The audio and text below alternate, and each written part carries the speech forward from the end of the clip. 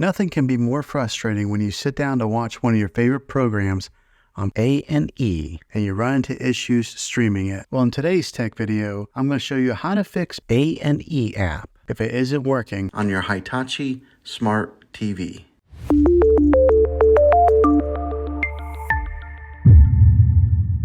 Let's see if we can fix your problems and get your A&E back up and running as quickly as possible. The first one, it's the easiest one to try, and that's to unplug your TV from the wall outlet and wait 60 seconds. Now don't be impatient here. Wait the whole 60 seconds, then plug it back in. This is very different from turning your TV on and off with your remote control. This is what we call a hard reset of your TV, so make sure you do this method. If that doesn't work, then find your router that is giving you Wi-Fi and unplug the power to that for 60 seconds. Then plug it back in. If it fixes it, great. If not, let's go ahead and move on to the next method. Try deleting A&E on your TV. Go to wherever the apps are located on your system and remove the app altogether. Then reinstall A&E again. After you reinstall it, you might have to log back in with all of your credentials, but hopefully this will work. And if that doesn't work, then I recommend buying an affordable Roku stick, Fire Stick, or Apple TV 4K and plug that into your TV and use that as your main streaming player. And you'll be able to access A&E that way. I'll put links in the description down below of where you can get one. There you have it, folks.